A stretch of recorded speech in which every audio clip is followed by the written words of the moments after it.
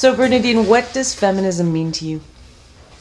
Feminism is social, political, and economic justice, regardless of gender. It's not about hating men or separatism. It is just simply wanting the world to have a level playing field for everybody. Okay. And so do you think there's still a need for feminism in the 21st century? Yes. Okay. Yeah, especially in any creative field. It's I've been an artist. I've been in the film industry.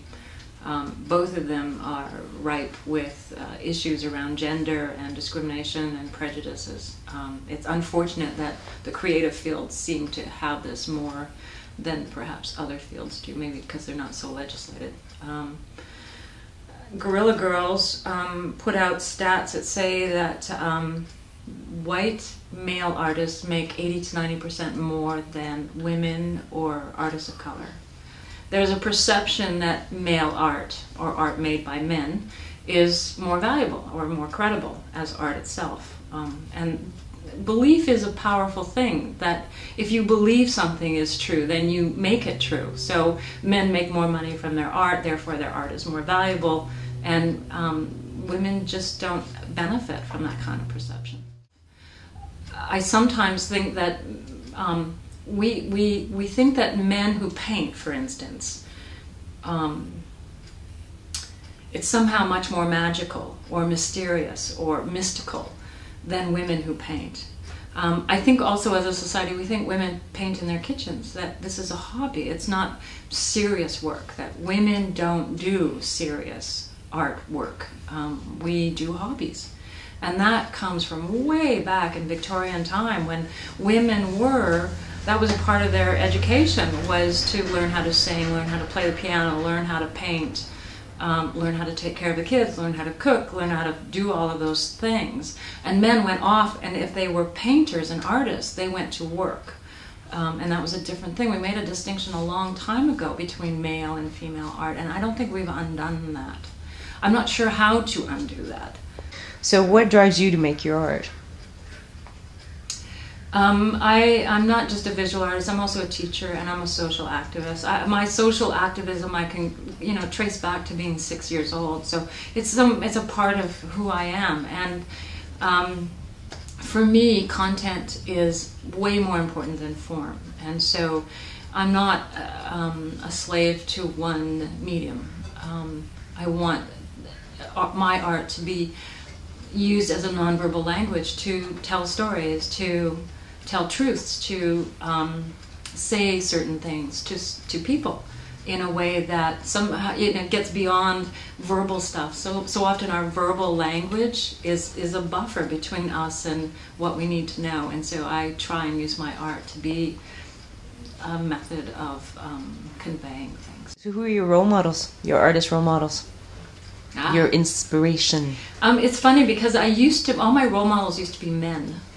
And I realized that when you go to art school, which you guys know about, your art history lessons and my art history book was this thick. Mm-hmm. Heavy thing, little tiny print, little pictures, all men.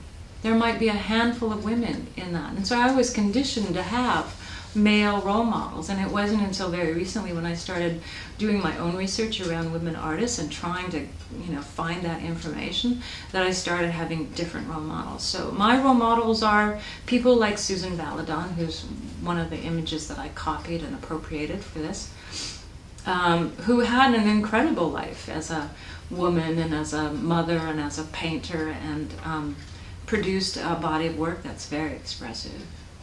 Berthe Morisset and Mary Cassatt, I'm not sure if I'm saying those right, but who brilliantly took a movement, the Impressionist movement, and used it to forward their careers as painters. The Impressionist movement took art out from being the subject of art from being formal priests and important people, and brought it down to the common day. And so because women at the time had social restrictions, they weren't allowed to paint certain things, and certainly couldn't do nudes and couldn't go outside their house to paint. So they had to be inside, and they could use that as because that was a part of the Impressionist movement, was to paint what was commonly around you.